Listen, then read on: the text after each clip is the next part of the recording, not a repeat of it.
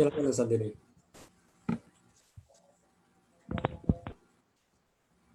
Bismillahirrahmanirrahim. Assalamualaikum warahmatullahi wabarakatuh.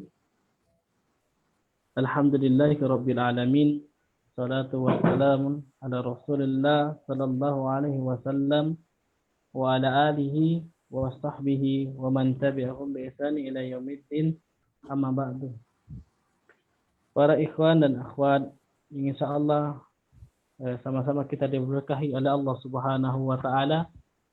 Kembali kita pada pekan ini kita kembali bersua ya bersama Al-Ustaz kita Al-Ustaz Fahmi Alfian Alfi, dan syukran kami ucapkan kepada Al-Ustaz di tengah-tengah kesibukan beliau masih menyempatkan untuk sedikit memberikan ilmu yang telah beliau dapatkan. Kepada Al-Ustaz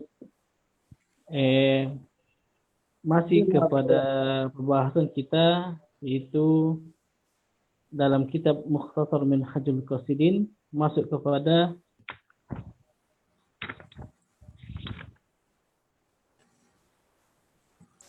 masih pasal-pasal yang pertama ya, dan insya Allah akan masuk kepada adab-adab pencari ilmu, pengajar dan penyakit ilmu. Berikut keterangan tentang ulama dan ulama akhirat. Kepada Ustaz Fahmi Alfian, syukran. Kami persilakan Ustaz. Fadhil Ustaz. Bismillahirrahmanirrahim. Alhamdulillah wassalatu wassalamu ala Rasulillah wa ala alihi wa sahabatihi wa man walah, amma ba'du. Ikhwah, akhwat, pemirsa sekalian, kawan-kawan yang berbahagia dimanapun Anda berada, pada malam ini, malam ke-23 Dzulhijjah 1441 Hijriah, kembali Allah Subhanahu wa taala mengizinkan kita, menggerakkan hati-hati kita untuk sama-sama duduk mengkaji sebuah kitab yang dikarang oleh Syekh Ahmad bin Abdurrahman Ibnu Qudamah Al-Maqdisi, yang mana kitab ini adalah ringkasan dari ringkasan kitab Al-Imam Al-Ghazali, Ihya Ulumuddin, yang bertajuk ya, atau kalau boleh dikata yang bertemakan tentang ilmu hati. Pada pertemuan-pertemuan yang lalu kita telah membahas terkait dengan ilmu, apa itu ilmu dan ilmu yang diwajibkan bagi setiap muslim, dan apabila setiap muslim telah menyelesaikan kewajibannya terhadap satu ilmu atau ilmu-ilmu yang wajib baginya, maka dia mencari ilmu yang bagaimana. Semuanya telah kita bahas pada pertemuan-pertemuan yang lalu. Dan insyaallah ta'ala pada hari ini kita akan membahas tentang adab-adab seorang penuntut ilmu dan adab orang yang mengajarkan ilmu tersebut. Dan apabila nanti masih ada waktu, kita akan sedikit mengambil tentang penyakit-penyakit yang bisa menimpa orang yang menuntut ilmu. Tapi sebelumnya kita selesaikan dulu satu pasal terakhir sebelum itu. Ada di sini pasal terkait dengan seorang alim, ulama, seorang yang berilmu, ya, dalam artian yang luas, ya, entah itu seorang berilmu dari sisi, maksudnya berilmu agama, walaupun itu sedikit ataupun banyak, ya. Orang yang menuntut ilmu dan telah memiliki ilmu, banyak ataupun sedikit, ya, kemudian ilmu tersebut tidak memberikan manfaat bagi dirinya. Tanda-tandanya di sini beliau menyebutkan orang yang terjatuh dalam perdebatan dan menghabiskan banyak umurnya untuk berdebat, ya, karena beliau mengatakan di sini seorang yang berdebat atau melakukan perdebatan yang diselenggarakan untuk menjatuhkan orang lain dan mengangkat diri sendiri adalah pusat atau muara daripada akhlak-akhlak yang tercela. Kenapa? Karena orang yang menghabiskan waktu untuk berdebat, maka habis waktunya untuk mendesain dirinya, untuk seakan-akan membuat dirinya itu berilmu, padahal tidak. Atau menghabiskan waktunya untuk menghafalkan sesuatu dari hal-hal yang jarang dihafalkan oleh manusia, supaya apa? Supaya nanti itu dikeluarkan pada saat dia berdebat. Nah, munadharah yang seperti ini atau perdebatan yang seperti ini biasanya orang yang melakukannya tidak lepas dari kesombongan. Dia sebutkan di sini la yaslam sahibuha min kibrin wal ihtiqari al-muqassirin anhu, dan menganggap remeh orang-orang yang di bawahnya. Dan juga orang yang seperti ini biasanya ya tidak lepas dari rasa ujub terhadap dirinya sendiri karena merasa dirinya lebih tinggi dan lebih agung dan lebih mulia, lebih unggul dibandingkan orang lain yang menjadi lawan debatnya. Walayaslam minar riya, orang yang seperti ini kata beliau yang senang berdebat dan menghabiskan ilmu yang telah dicari, dituntut ini hanya untuk berdebat dan mendebat orang lain, maka orang yang seperti ini tidak selamat dari penyakit riya. Lianna jumhura maqsudil munazir al-yawm ilmun nas bi ghalabatihi wa itlaq alsinatihim bi syukrihi wa madhihi. Karena orang yang berdebat pada hari ini, kata beliau, keinginannya hanya untuk dikenal oleh orang lain bahwasanya dia telah mengalahkan orang-orang dalam perdebatan, dan juga supaya orang-orang mengucapkan terima kasih karena telah menang berdebat ya. Fahuwa yudhibu umrahu fil ulum allati tu'inu ala al-munadharah, dan orang yang seperti ini maka hidupnya akan dihabiskan untuk mencari ilmu yang menguatkan dirinya dalam perdebatan, yang mana kebanyakan ilmu tersebut tidak bermanfaat di akhirat kelak. Nah, ini beliau tanbih. Kemudian beliau menyebutkan di sini sebuah riwayat dari Nabi SAW bahwasanya beliau bersabda, "Asyaddun nasi 'adaban yaumal qiyamah 'alimun lam yanfa'hu ilmu." Dan orang yang paling berat siksanya pada hari kiamat kelak yaitu seorang alim, seorang yang berilmu, namun ilmunya tidak memberikan manfaat pada dirinya sendiri. Tentu hadis ini hadis dhaif ya. Ada hadis lain yang hasan diriwayatkan oleh Ibnu Majah radhiyallahu dari Nabi Muhammad sallallahu alaihi wasallam, "Man talaba al-ilma liyumari bihi sufaha aw liyubahi bihi al-ulama aw liyasrifa wujuhan nasi ilaihi fahuwa finnar." Dalam hadis itu Rasulullah sallallahu alaihi wasallam mengatakan, barang siapa yang menuntut ilmu untuk meremehkan dan mendebat kusir orang-orang yang kurang berilmu, atau mendebat para ulama, atau supaya orang-orang memandang dia ya, supaya menarik perhatian orang lain dan memandang perhatian orang lain, maka dia neraka, kata Rasulullah sallallahu alaihi wasallam. Nah, ini penting. Innamal a'malu binniyat. Sesungguhnya amal itu bergantung pada niatnya. Dan hadis ini, hadis innamal a'malu binniyat ini masuk ke seluruh lini kehidupan kita dan sisi-sisi agama kita. Ya, apapun itu termasuk dalam perkara menuntut ilmu ini. Kapan menuntut ilmu bukan karena Allah Subhanahu wa taala, maka itu akan mencelakakan diri kita di hari kiamat kelak. Sebuah hadis yang terkenal ya, hadis riwayat Abu Hurairah radhiyallahu taala anhu, orang yang pertama kali dimasukkan ke dalam neraka, orang yang pertama kali dilemparkan dalam neraka yaitu 3. Salah satunya adalah orang yang qari, yang menghafal Al-Qur'an, atau orang yang berilmu. Kemudian ketika ditanya oleh Allah Subhanahu wa taala, Allah mengatakan kamu berdusta. Sesungguhnya kamu itu menuntut ilmu atau membaca Al-Qur'an supaya dikatakan kamu orang berilmu, atau supaya dikatakan kamu itu orang yang menghafal Al-Qur'an. Faqad qil, dan telah dikatakan di dunia. Ya, habis pahalanya di dunia, capeknya lelahnya karena itu, karena ingin disebut, ingin dianggap, ingin disematkan gelar tertentu pada dirinya, namun pada hari kiamat kelak dijadikan bahan bakar api neraka, waliyadzubillah. Dan ini pukulan bagi kita semua untuk menyadarkan kita bahwasanya ilmu ini tidak akan mendatangkan keberkahannya dan tidak akan memberikan manfaat bagi kita kalau bukan karena Allah Subhanahu wa taala. Imam Ahmad ketika ditanya atau ketika beliau membuat sebuah pernyataan, talabul ilmi la ya'diluhu syai' liman sahhat niyatuhu, kata beliau, seorang yang menuntut ilmu itu tidak ada bandingannya, atau menuntut ilmu itu tidak ada bandingannya dengan ibadah yang lain bagi orang yang niatnya baik atau niatnya benar. Maka ditanya, ya Imam, kaifa tasihun niyah, bagaimana niat yang benar itu? Kata beliau, idza nawa an yarfa al-jahla an nafsihi wa an ghairihi, apabila dia berniat untuk mengangkat kebodohan dari diri sendiri dan untuk mengangkat kebodohan itu bagi orang lain.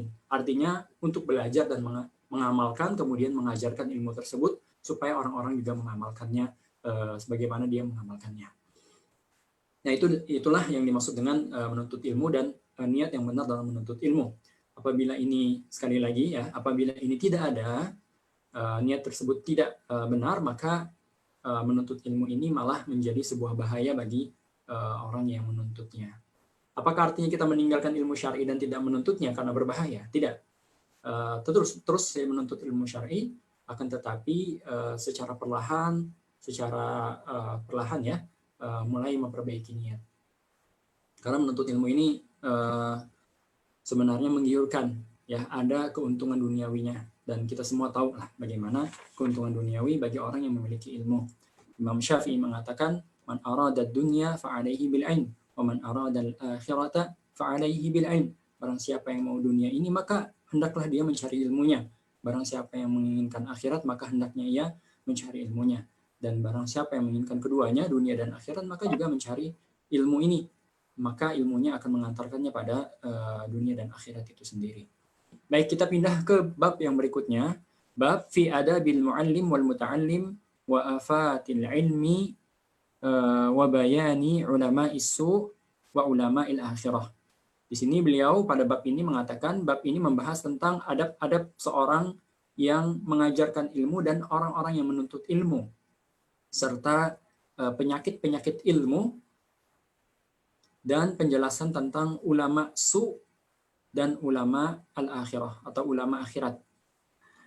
Di sini kurang lebih di awal beliau akan membahas tentang adab-adab seorang penuntut ilmu. Kurang lebih ada 5 secara umum, nanti beliau akan jelaskan secara rinci. Yang pertama, kata beliau di sini, hendaknya seorang menuntut ilmu itu taqdim taharatin nafsi an radha'ilil akhlaq wa madhmumis sifat. Hendaknya mendahulukan membersihkan diri dari segala macam akhlak-akhlak tercela dan sifat-sifat yang rendah. Maksudnya adalah setiap penuntut ilmu ketika menjadi penuntut ilmu atau seorang yang mengenal agama ini, atau siapapun lah yang telah mengambil jalan hijrah ini, maka hendaknya dia membersihkan. Yang pertama kali adalah akhlaknya, memperbaiki akhlaknya, memperindah akhlaknya. Kata Rasulullah SAW, al-ilmu bitta'allum wal hilmu bittahallum. Menuntut ilmu itu didapatkan dengan mencari ilmunya, ya. Sementara al-hilmu, akhlak yang mulia, kelembutan itu didapatkan dengan at-tahallum, berusaha untuk menjadi seorang yang lemah lembut.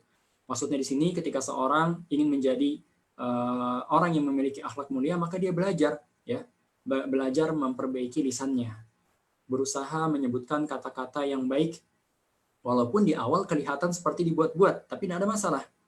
Nanti setelah berjalannya waktu, maka akhlak yang baik itu akan menjadi kebiasaannya, ya. Dalam pepatah Indonesia orang mengatakan Allah bisa karena biasa, ya. Bisa karena biasa. Ya, perbedaannya sedikit, bisa dan biasa. Tapi di antara dua kata ini ada rentang waktu yang cukup panjang, yang cukup panjang untuk proses perubahan itu. Makanya orang yang baru hijrah, terutama kita-kita ini yang mulai mendaki atau menjalani jalan hijrah ini, hendaknya mulai dari awal lihat akhlak-akhlak yang buruk yang seperti apa. Kalau dulu suka menggibah, bagaimana caranya sekarang supaya tidak menggibah lagi. Kalau dulu suka berdusta, maka bagaimana caranya sekarang supaya tidak berdusta lagi. Karena dengan itulah, dengan akhlak yang mulia lah, ya, seorang mendapatkan derajat yang tinggi di sisi Allah Subhanahu wa taala. Dalam sebuah hadis sahih, ya, seorang mendapatkan pahala orang yang berpuasa dan senantiasa berpuasa, jarang tidak berpuasa, atau orang yang menghabiskan waktunya semalam suntuk untuk qiyamul lail, disebabkan karena akhlaknya mulia. Dan dengan akhlak yang mulia ini Allah Subhanahu wa taala mengangkat derajat kita. Dan memang akhlak mulia adalah salah satu maksud atau tujuan yang mana para rasul diutus untuk merealisasikan tujuan tersebut. Innama bu'istu liutammima makarimal akhlak. Sesungguhnya aku ini diutus, kata Rasulullah, untuk menyempurnakan akhlak yang mulia. Itu yang pertama. Dan yang kedua, kata beliau, Di antara adab-adab seorang penuntut ilmu yang kedua adalah qat'ul 'ala'iq asy-syaghilah, memutus segala keterikatan yang menyibukkan dirinya. Ya, kalau dalam bahasa kita berusaha sebisa mungkin meluangkan waktu untuk menuntut ilmu. Di sini beliau menyebutkan beberapa contoh. Qad kana as-salafu yu'athiruna al-ilma ala kulli syai' faruya 'anil Imam Ahmad rahimahullah annahu lam yatazawwaj illa ba'da arba'in. Ya, para salaf dahulu mereka mendahulukan ilmu dibandingkan apapun. Artinya dari 24 jam waktu mereka, waktu terbanyak digunakan untuk menuntut ilmu dan mengamalkan serta mengajarkan ilmu tersebut. Diriwayatkan bahwasanya Imam Ahmad rahimahullah taala tidak menikah kecuali setelah melewati umur 40 tahun ya. 40 tahun baru menikah. Artinya masa-masa bujangnya digunakan untuk menuntut ilmu. Dan kenapa tidak menikah? Karena menghabiskan waktu untuk menuntut ilmu. Dan banyak para ulama yang tidak menikah karena menuntut ilmu. Ya, kalau kita dengar nama Al-Imam An-Nawawi, meninggal dunia dan tidak punya istri. Ya, waktu mudanya dihabiskan untuk menuntut ilmu. Syekhul Islam Ibnu Taimiyah yang kita kenal juga tidak menikah, tidak memiliki istri dan menghabiskan masa mudanya untuk menuntut ilmu. Kemudian beliau di sini menyebutkan satu kisah dari Abu Bakar Al-Anbari. Abu Bakar Al-Anbari ini diberi seorang budak wanita, ya, karena budak ini di zaman dahulu ya, budak ini adalah harta. Ya, kalau sebagaimana kita sekarang bisa tukar hadiah ya, kita bisa saling memberi hadiah. Kita mungkin memberi kawan kita handphone atau memberi kawan kita HP. Kalau zaman dulu kita juga bisa memberi kawan kita seorang budak, entah itu budak laki-laki atau budak perempuan. Nah, Abu Bakar di sini diberi oleh kawannya seorang budak wanita. Seorang budak wanita yang mana Abu Bakar Al-Anbari ini banyak menghabiskan waktunya dengan budak tersebut. Biasanya beliau duduk merenungi sebuah masalah yang ada di dalam ilmu syar'i ini. Kemudian berusaha mengambil suatu faedah dari masalah tersebut. Nah, pada saat itu ketika beliau berusaha untuk mengambil atau menelurkan sebuah faedah baru, ya, beliau tidak bisa melakukannya karena hatinya disibukkan oleh budak wanita yang baru saja diberi oleh kawannya ini. Akhirnya beliau mengatakan kepada pesuruhnya yang lain di situ, keluarkanlah wanita ini, ya, budak wanita ini ke an-nakhas, ke penjual budak, ya, atau kalau boleh dikata agen budak, ya, dikembalikan saja ke sana jual. Kenapa? Kata budak wanita ini, hal min dzam, apakah saya ada dosa, ada salah? Kata beliau, tidak ada dosa, tidak ada kesalahan, tapi qalbi ishtaghala bik, hati saya ini terganggu dan sibuk dengan dirimu. Ya, tidak lagi memikirkan tentang ilmu syar'i. Sekarang sibuk dengan dirimu. Kata beliau di sini, wa ma qadru misliki an yamna'ani ilmi, ya. Dan saya tidak ingin, ya, ada sesuatu pun yang menghalangi saya dari ilmu agama, dari ilmu apalagi yang semisal dengan dirimu. Kata beliau di sini. Artinya seorang yang ingin menuntut ilmu memang harus memfokuskan dirinya untuk menuntut ilmu, memfokuskan waktu untuk itu, ya. Kalau para ulama sekarang mengatakan, ya, dari 24 jam waktu kita kemudian dikurangi dengan makan, minum, istirahat dan kebutuhan lainnya sebagai manusia, ya, mandi dan lain sebagainya, maka waktu yang tersisa itu adalah waktu untuk menuntut ilmu. 80%-nya digunakan untuk ilmu yang menjadi spesialisasi kita. 20%-nya untuk seluruh ilmu syar'i, dan 20%-nya untuk ilmu yang lain. Pengembangan diri misalnya, atau ingin belajar sesuatu yang lain, itu tidak ada masalah. Tapi 80, 20, 20. Dan ini dibagi ke waktu kita yang tersisa. Nah, bagaimana dengan kita yang bekerja juga, kemudian menuntut ilmu juga? Bagaimana dengan kita yang kuliah, mungkin kuliahnya IT, mungkin kuliah bahasa Inggris, atau fisika, kimia, atau kuliah sastra, dan lain sebagainya. Kemudian ada keinginan juga untuk menuntut ilmu. Para ulama mengatakan minimal 2 waktu ini dikosongi untuk ilmu. Yang pertama, sebelum subuh. Ya, kalau bisa bangun lebih cepat. Bangun jam 4, jam 3 misalnya gunakan untuk menuntut ilmu. Kalau tidak bisa, maka gunakan ba'da subuh sampai dengan terbitnya matahari untuk menuntut ilmu. Entah itu menghafal Al-Quran, mendengarkan kajian, membaca buku, dan lain sebagainya. Kemudian waktu yang kedua kapan? Yang kedua, waktunya adalah antara maghrib dengan isya. Jadi setelah sholat maghrib, tidak usah keluar dari masjid. Atau kalaupun pulang ke rumah, maka habiskan waktunya untuk menuntut ilmu. Nah, kalau memang tidak bisa sama sekali dua waktu ini, maka minimal salah satunya, entah itu pada maghrib isya, atau sebelum subuh, atau setelah subuh. Ya, ada waktu yang digunakan untuk menuntut ilmu. Entah itu membaca buku, entah itu menghafal, atau mendengarkan kajian, atau mendengarkan ceramah. Ya, seperti itu. Kemudian di sini beliau melanjutkan, alal muta'allimi an yulki zimamahu ilal muallimi ilqa'al marid zimamahu ila tabib fayatawadha' lahu wa yubalik fi khidmatihi. Ya, seorang yang menuntut ilmu itu terhadap gurunya seakan-akan seperti orang sakit terhadap dokter yang merawatnya. Ya, dia serahkan semuanya kepada gurunya. Maksudnya di sini adalah hendaknya seorang penuntut ilmu bersikap tawadhu kepada gurunya.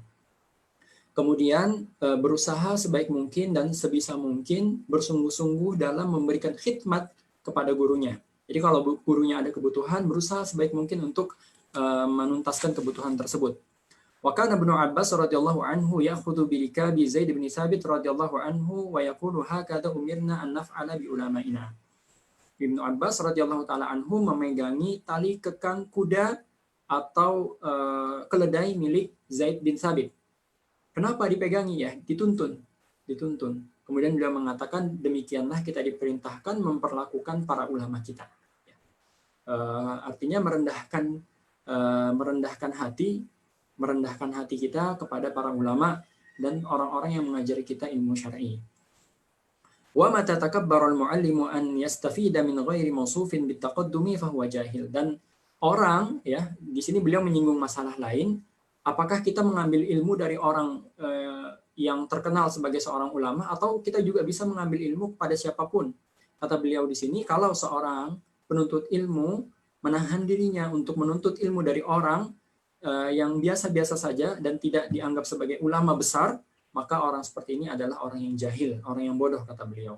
Kenapa? Li'annal hikmata dhalatul mu'min aina ma wajadaha akhadaha. Karena sesungguhnya hikmah itu, ilmu itu adalah barang seorang mukmin yang hilang darinya. Dimanapun dia dapatkan, maka dia berhak untuk mengambilnya. Dari siapapun, ya. Bahkan dari orang yang lebih muda darinya, atau dari anak kecil yang baru belajar ceramah, ya. Siapapun dia, maka hendaknya kita berusaha untuk mengambil kebaikan dari dirinya, ya. Kita sering mendengarkan perkataan orang, ya.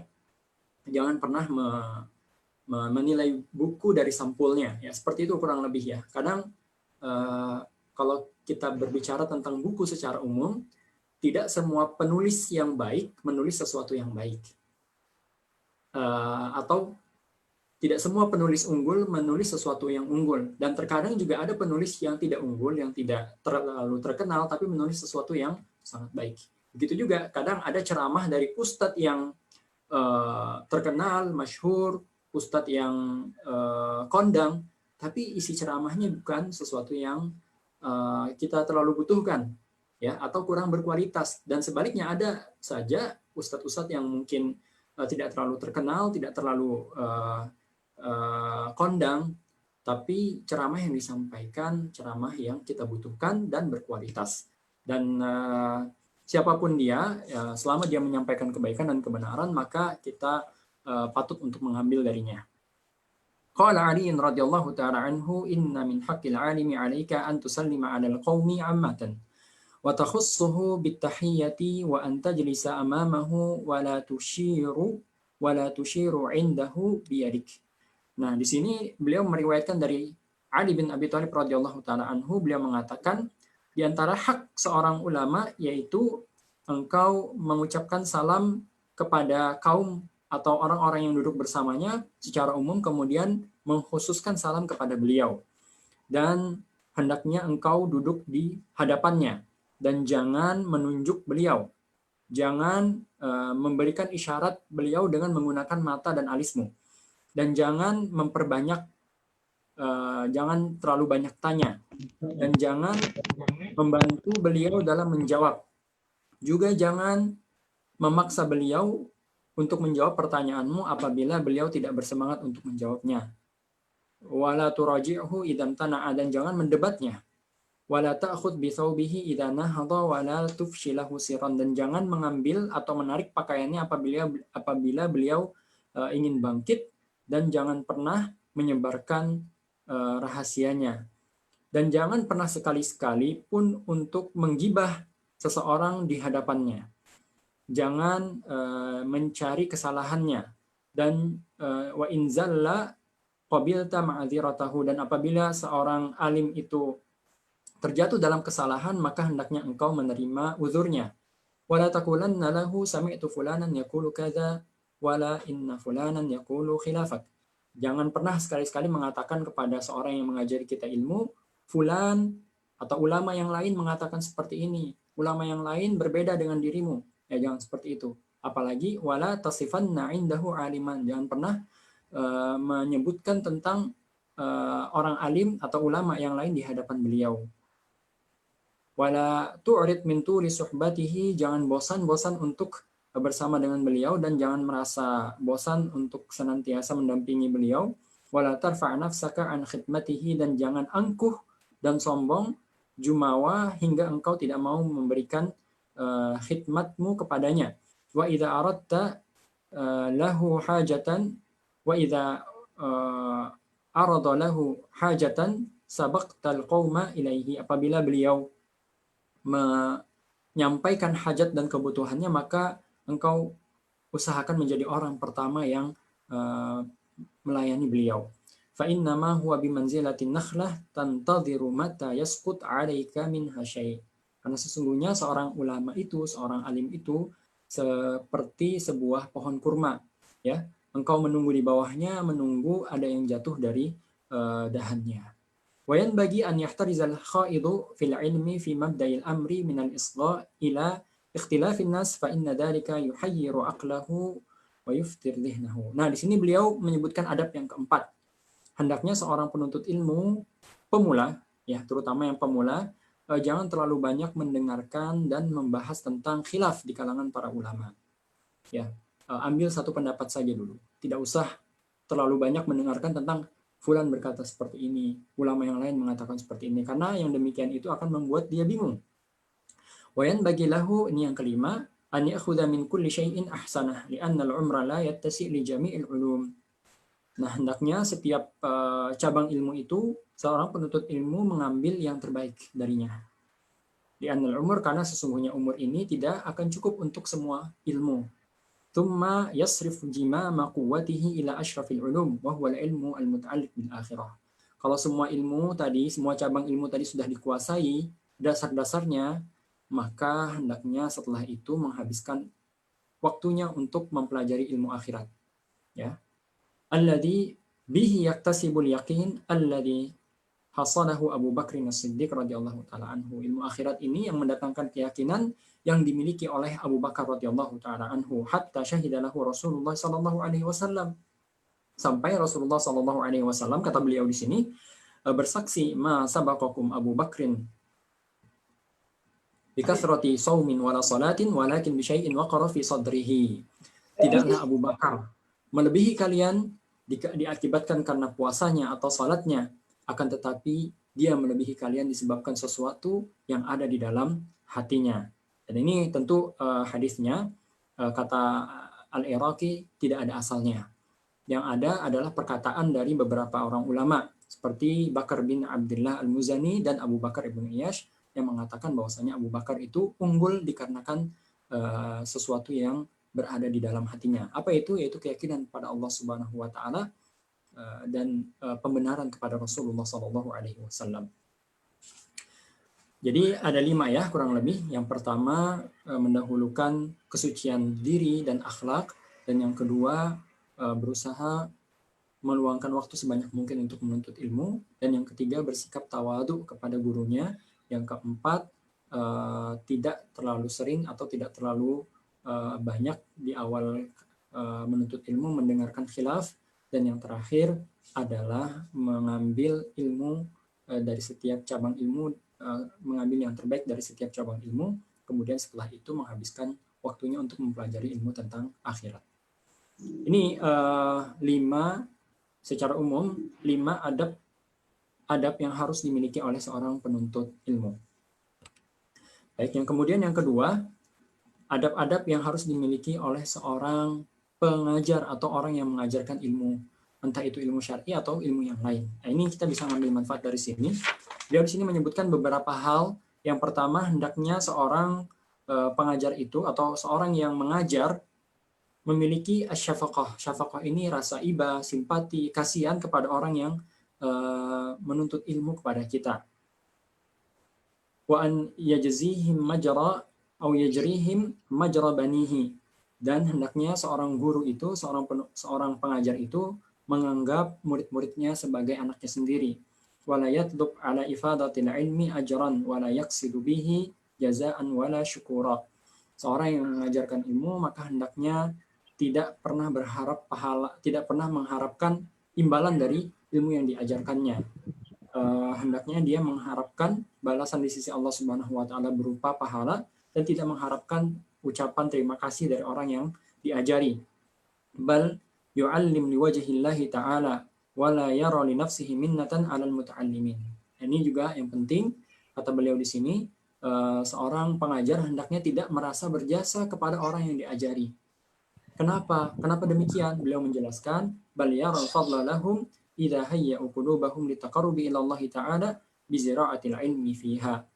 Bahkan hendaknya ia melihat bahwasanya orang yang menuntut ilmu dari dirinya, merekalah yang berjasa untuknya. Kenapa? Karena mereka membuka hati-hati mereka, membuka diri mereka untuk ditanami ilmu pengetahuan, untuk dipahamkan tentang ma'rifatullah, supaya dia menjadi ladang pahala bagi dirinya. Jadi sebenarnya kita mengajari orang lain itu bukan untuk orang itu, tapi untuk diri kita sendiri. Karena disitulah ladang pahala kita. Ya. Kemudian beliau mengatakan, falayan bagi an yatubal mu'allim al-ajra illa min Allah ta'ala wa qad kana salafu yamtani'una min qabuli hadiyatil muta'allim. Beliau menekankan lagi, hendaknya seorang yang mengajarkan ilmu ini tidak berharap imbalan apapun dari orang yang diajari. Bahkan sebagian para salaf di sini beliau sebutkan tidak mau menerima hadiah dari orang-orang yang menuntut ilmu darinya. Ya, kalau di zaman sekarang, terutama kita guru di sekolah ini lebih berbahaya lagi. Menerima hadiah dari anak murid bisa menyebabkan kita tidak adil dalam memberikan penilaian kepada mereka. Ya, jadi tendensinya lebih besar. Tendensi untuk tidak menerima hadiah dari murid itu lebih besar ketika kita berada di sekolah. Ya, sementara seperti dai-dai lepas, ya maka tendensinya lebih kecil, ya, kecuali dai yang berharap amplop dari murid-muridnya. Waliyadzubillah. Wa minha an la yaddakhira min nushil muta'allimi syai'an wa an yajzarahu aw yazjarahu an su'il akhlaq. Dan tidak menyembunyikan sesuatu pun kepada orang-orang yang menuntut ilmu darinya.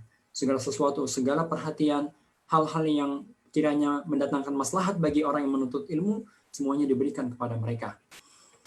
Kemudian hendaknya seorang pengajar, seorang guru, seorang yang mengajarkan ilmu syar'i ini, apabila ada murid yang terjatuh ke dalam kesalahan, maksiat, dan lain sebagainya, diberi peringatan dengan cara tidak langsung atau secara tidak langsung, ya, tidak menasihati secara langsung dan tidak memberikan, tidak mencelanya secara langsung, terutama di hadapan kawan-kawannya.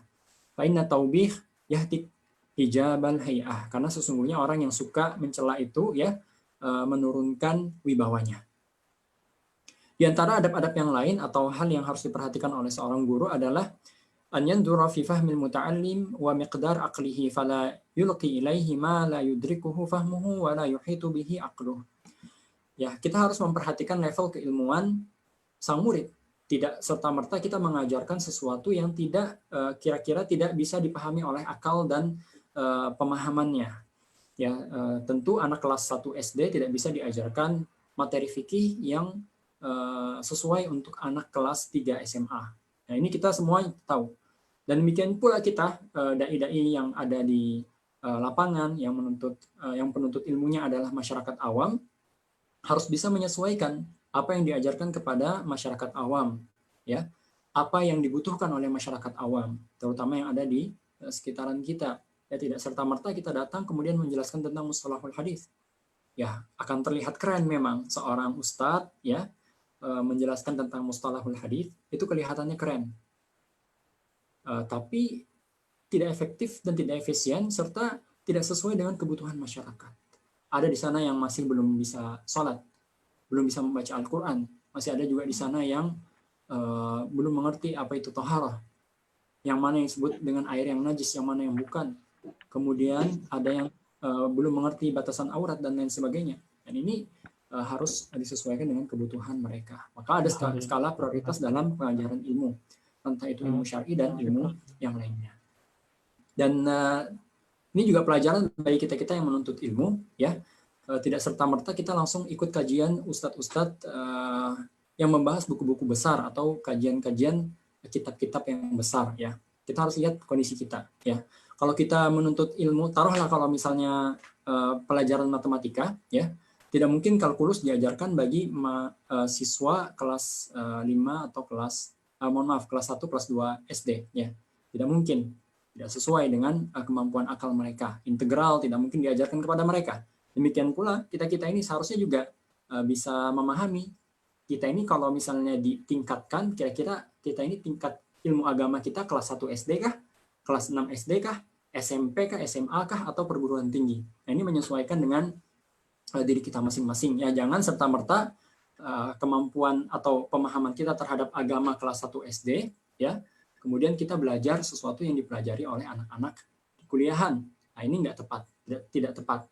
Atau yang lebih parahnya lagi, kemampuan agamanya baru kelas 1 SD atau kelas 5 SD, ya, tapi sudah berani berfatwa, bahkan mencela Ustadz A, Ustadz B karena berbeda pendapat dengan dia. Ini berbahaya, kawan-kawan sekalian. Mudah-mudahan bisa menjadikan pengingat bagi kita semua. Beliau melanjutkan di sini, salah satu adab yang lain adalah beramal dengan ilmu yang diajarkan. Wala yakdzib qawluhu fi'lahu, hendaknya ya apa yang terucap tidak mendustakan apa yang nampak dari perbuatannya. Allah Subhanahu wa taala berfirman di sini, atamuruna an-nasa bil birri wa tansawna anfusakum wa antum tatluna kitab. Apakah engkau memerintahkan orang untuk berbuat kebaikan sementara engkau melupakan dirimu? Wa antum tatluna kitab, sementara engkau membaca kitabullah. Wa qala Ali radhiyallahu ta'ala anhu, qasama dhahri rajulan alimun mutahattikun wa jahilun mutanassik. Ali radhiyallahu ta'ala anhu mengatakan, ada dua orang yang menghancurkan punggung saya, ya. Artinya membuat saya begitu sakit dan merasa perih. Apa itu? Atau dua orang itu siapa saja? Orang yang pertama adalah orang yang berilmu mutahattik, tapi dia melakukan atau melanggar syariat-syariat Allah Subhanahu wa taala. Orang berilmu tapi melanggar. Yang kedua, kata beliau di sini, jahilun mutanasik, yaitu orang yang jahil, orang yang tidak berilmu tapi semangat ibadahnya tinggi. Kenapa? Dua orang ini, orang yang pertama, orang yang berilmu kemudian dia melakukan maksiat, dosa dan lain sebagainya, orang akan mengira, wah ini orang berilmu tapi dia melakukan yang tidak dibolehkan dalam syariat, berarti boleh dong. Ya, mohon maaf ya, misalnya orang berilmu sudah ya kuliah tinggi, bahkan memiliki gelar gelar akademik, ya, tapi mohon maaf melakukan sesuatu yang melanggar syariat. Orang akan mengira, oh ini boleh-boleh saja karena orang berilmu saja melakukannya. Demikian juga orang yang ahli ibadah tapi tidak berilmu, maka orang-orang akan berpikir ini ahli ibadah mulia, terkenal sebagai ahli ibadah walaupun dia tidak menuntut ilmu. Maka dengan ibadahnya, dengan banyaknya dia beribadah, seakan-akan dia mengajak orang lain untuk tidak perlu atau meninggalkan ilmu agama. Ya, demikian ya, terkait dengan adab seorang penuntut ilmu dan adab orang-orang yang mengajarkan ilmu. Baik, masih ada waktu, mudah-mudahan kita bisa bahas tentang afatul ilmi wa bayan ulama isu wa ulama il akhirah. Ya. Beliau akan membahas di sini tentang ulama su. Dan yang kedua, beliau akan membahas tentang ulama al-akhirah, dan yang terakhir beliau akan membahas tentang penyakit-penyakit yang akan menimpa atau yang menimpa ilmu. Penyakit-penyakit ilmu. Baik, yang pertama tentang ulama su. Beliau mengatakan humul ladina qasduhum minal ilmi at-tana'um bid-dunya wa tawassulu ilal manzilati inda ahliha. Yang disebut sebagai ulama su di sini adalah orang-orang yang menuntut ilmu, yang mana ilmu tersebut dituntut hanya untuk mendapatkan kenikmatan dunia atau mendapatkan kedudukan di tengah-tengah ahli dunia. Waqad rawa Abu Hurairah radhiyallahu anhu 'ani Nabi sallallahu alaihi wasallam annahu qala man ta'allama ilman mimma yabtaghi bihi wajhullah azza wa jalla la yata'allamuhu illa liyusiba bihi 'ardan min ad-dunya lam yajid 'arfal jannati yaumal qiyamah. Ya, diriwayatkan dari Abu Daud dan Al-Hakim dan disahihkan oleh Al-Hakim. Bahwasanya Nabi SAW mengatakan, barang siapa yang menuntut ilmu, yang mana ilmu ini sejatinya hanya untuk Allah Subhanahu wa Ta'ala semata, dia tidak menuntut ilmu tersebut kecuali untuk mendapatkan ardhan minad dunya, bagian daripada dunia. Kata para ulama, bagian daripada dunia yang dimaksud adalah harta dan kedudukan. Jadi menuntut ilmu agama untuk mendapatkan harta, menuntut ilmu agama untuk mendapatkan kedudukan di tengah-tengah masyarakat. Lam yajid arfal jannati yaumal qiyamah. Kata Rasulullah SAW, orang yang seperti ini bagaimana kesudahannya? Lam yajid arfal jannah, maka dia tidak mendapatkan bau surga hari kiamat. Kata para ulama, kalau bau surganya saja tidak didapatkan, apalagi surganya. Ya. Dan ini siapa? Orang yang menuntut ilmu. Lihat bagaimana ancaman Rasulullah SAW terhadap orang yang menuntut ilmu, namun salah dalam menentukan niat. Ya. Karena memang saudara-saudara sekalian, menuntut ilmu ini memang menggiurkan, ya, menggiurkan. Contohnya saja, kalau dalam satu masyarakat kecil atau komunitas kecil lah, taruhlah komunitas ini namanya kawan-kawan sekantor, kawan sekantor. Dari kawan-kawan sekantor ini ada satu orang yang hijrah, kemudian menuntut ilmu agama. Mulai ada jenggotnya, mulai rajin sholat, maka orang-orang di kantor itu akan mendahulukan dia dalam permasalahan sholat. Pasti dia ditunjuk jadi imam. Ya, apalagi kalau berilmu, banyak hafalan Al-Qur'annya dan lain sebagainya. Ya mohon maaf nih, salah satu artis yang artis hijrah dan banyak menuntut ilmu, banyak hafalannya, sering diundang kemana-mana dan didahulukan di antara kawan-kawan yang lain. Di komunitasnya dia mendapatkan kedudukan, ya. Karena apa? Karena ilmu agama. Ya, dan mungkin kawan-kawan di sini yang sudah hijrah, sudah lama hijrah, kemudian berbaur dengan masyarakat awam di luar sana, akan merasakan itu. Ada kedudukan yang dikhususkan bagi orang-orang yang menuntut ilmu agama, walaupun cuma sedikit ilmu yang kita miliki. Dan ini tentu bisa merubah atau, mohon maaf ya, mengubah motivasi dalam menuntut ilmu itu sendiri. Nah, ini penting untuk diperhatikan, dan setiap waktu, setiap keadaan, hendaknya setiap penuntut ilmu memperhatikan ini dan memperbaiki serta memperbaharui niatnya dalam menuntut ilmu.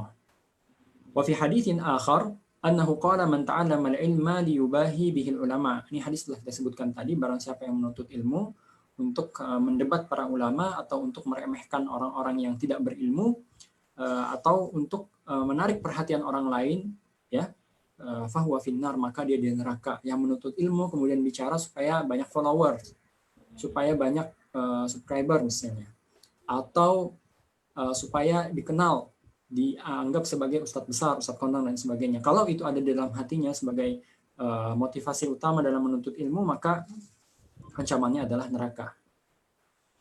Baik, sisa 5 menit lagi.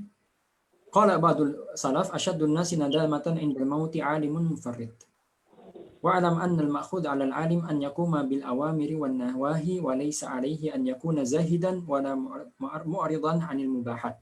Kata beliau di sini, yang harus dimiliki atau harus dikerjakan oleh seorang alim itu, hendaknya seorang alim, ya, mengerjakan apa yang diperintahkan oleh Allah Subhanahu wa Ta'ala dan menjauhi larangannya. Itu saja yang paling penting, ya.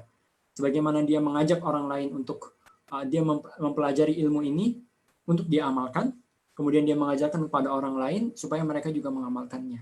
Apa yang diamalkan? Perintah dan larangan Allah Subhanahu wa taala dan Rasul sallallahu alaihi wasallam. Ya. Tidak harus dia menjadi seorang zahid, ya, seorang yang zuhud atau meninggalkan semua perkara yang diperbolehkan oleh Allah Subhanahu wa taala sampai tidak mau refreshing, tidak mau pergi ke pantai dan lain sebagainya. Karena apa? Karena meninggalkan itu tidak seperti itu seorang berilmu. Ya, yang namanya ulama atau orang penuntut ilmu siapapun dia boleh kok. Ya, dia boleh makan, dia boleh minum, dia boleh jalan-jalan dan lain sebagainya seperti orang kebanyakan. Tapi dia konsisten untuk melakukan atau melaksanakan perintah Allah dan meninggalkan larangan Allah Subhanahu wa taala. Illa, kata beliau, akan tetapi perlu diperhatikan, annahu yanbaghi lahu an yataqallala minad dunya mahmastata'a. Nah, sebisa mungkin ya mengurangi hal-hal yang terkait dunia. Ya. Kalau bisa urusan-urusan duniawinya sedikit, tidak terlalu banyak. Li'annahu laisa kullu jismin yaqbalu ta'allul fa innan nasa yatafawatun. Dan beliau bilang, walaupun demikian, ya, penuntut ilmu itu tidak juga semuanya harus makan sedikit, minum sedikit, tidur sedikit, karena tubuh itu berbeda-beda. Ya, mungkin demikian ya. Nanti insya Allah kita akan bahas lagi pada pertemuan berikutnya lanjutan daripada permasalahan ini. Insya Allah pada pertemuan berikutnya kita akan mengambil wasiat Syaqiq Al-Balkhi yang beliau ajarkan kepada muridnya Hatim Al-Asam. Insya Allah pada pertemuan berikutnya. Baik. Ada pertanyaan? Kalau ada pertanyaan, silakan Ustadz Ahmad Dedi. Dan saya harap pertanyaannya tidak keluar dari tema kita. Ini keluar, Ustaz. Tapi masih tentang adab tadi, Ustaz. Kita sebutkan tentang adab.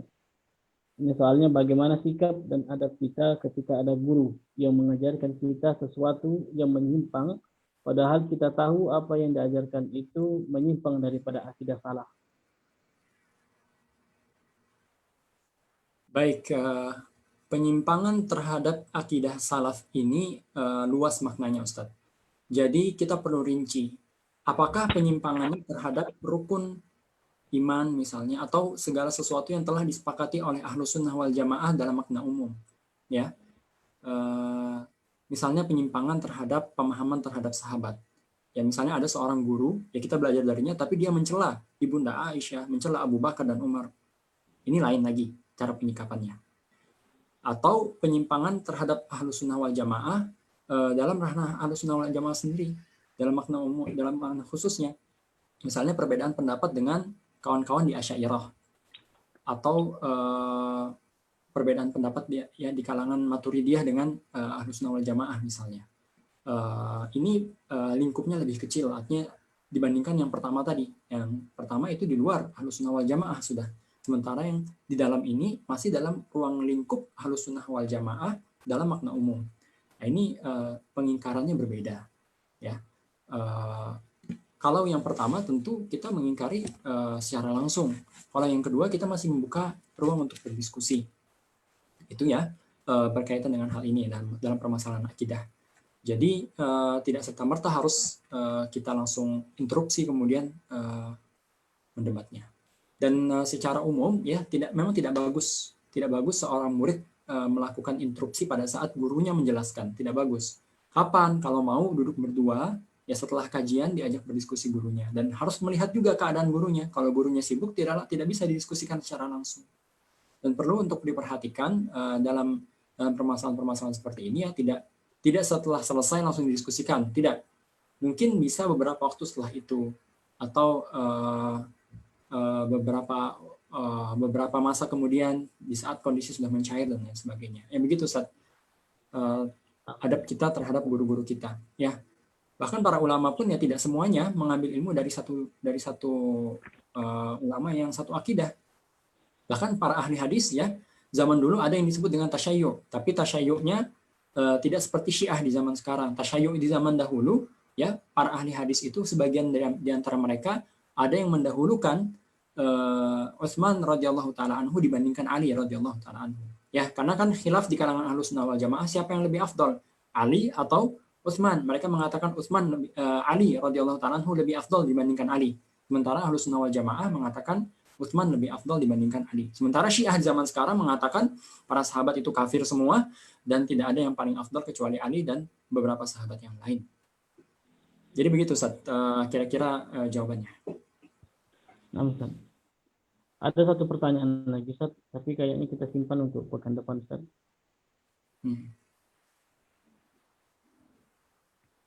Karena sudah mau masuk Isya, Ustaz. Ya, baik. Ya. Kita tutup, Ustaz, ya. Bismillah. Alhamdulillah. Syukran wa jazakumullah khair kepada Al-Ustaz Fahmi Alfian atas apa-apa yang telah beliau sampaikan pada pekan hari ini. Ya, semoga kita terhindar daripada apa-apa yang kira-kira ya mendapat membawa kita kepada terjerumusnya kita ke dalam neraka, yaitu ilmu. Ya. Dan semoga Al-Ustaz selalu diberikan kesehatan selalu. Mungkin cukup ini yang dapat kami sampaikan. Ya, apabila ada salah kata, kami mohon maaf kepada Allah, kami mohon ampun. Kami tutup dengan doa kafaratul majelis. Subhanakallahumma wa bihamdika, asyhadu an la ilaha illa anta, astaghfiruka wa atubu ilaik. Assalamualaikum warahmatullahi wabarakatuh.